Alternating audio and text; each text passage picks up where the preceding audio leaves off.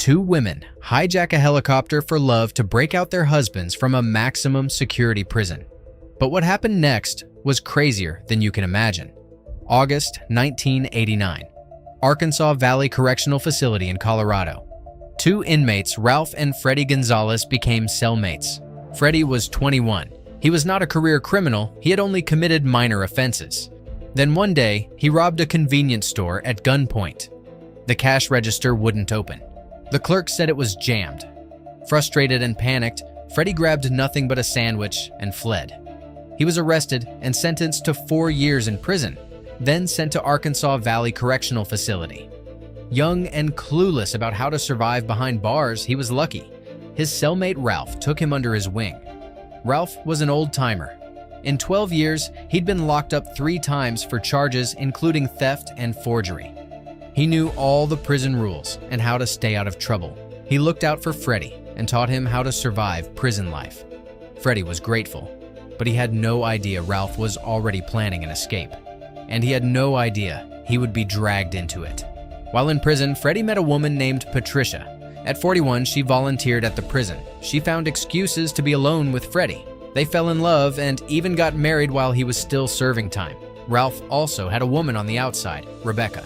Inside prison, Ralph began talking to Freddie about escaping. His plan: have their 2 wives rent a helicopter, pretending to take aerial photos. Once near the prison, they would pull a gun on the pilot and force him to land on the yard. Then they would climb aboard. Freddie hesitated. He only had 2 years left. He didn't want to risk it. Knowing he couldn't convince Freddie, Ralph turned to Patricia. Rebecca started working on Patricia, preying on her insecurity about their age gap. She told her over and over, once Freddie gets out, younger women will steal him away. The only way Patricia could keep him was to help him escape now. Patricia was persuaded. During a visit, she told Freddie, "We have to escape. It's the only way for our marriage." Freddie listened to her. The 4 began putting the plan into action. They needed fake IDs, guns, and a helicopter. Rebecca and Patricia posed as real estate agents and contacted a pilot named Tim Graves, saying they needed aerial photos. Tim suspected nothing and agreed. On August 18th, the 2 women boarded the helicopter. Everything seemed normal until they approached the prison. Rebecca suddenly pulled a gun, pressed it to the back of Tim's neck, and ordered him to land on the prison yard. Terrified, the pilot obeyed. Ralph and Freddie had been waiting on the yard. Guards in the watchtower immediately noticed the helicopter descending. The warden ordered guards to shoot it down. Officer Russ Ailes aimed his weapon but couldn't fire. He saw the pilot inside, innocent. He disobeyed the order and refused to shoot. The helicopter landed. Ralph and Freddie rushed in. Rebecca still held the pilot at gunpoint and ordered him to take off. The helicopter lifted away from the prison. The escape was a success. The helicopter landed outside a barn. The group tied up Tim and left him there, then climbed into a pre-parked van and fled. But once they were free, they had no plan at all. No hideout, no money, only a van. They decided to drive east. Tension inside the van grew. Someone spotted the van and called police. State troopers, the FBI, and U.S. Marshals joined the manhunt.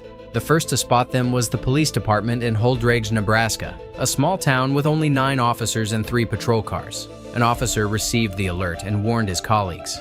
Soon enough, an officer spotted the van and began following it. When the fugitives realized they were being chased, they hit the gas and tried to flee onto the highway. A chase erupted through the small town.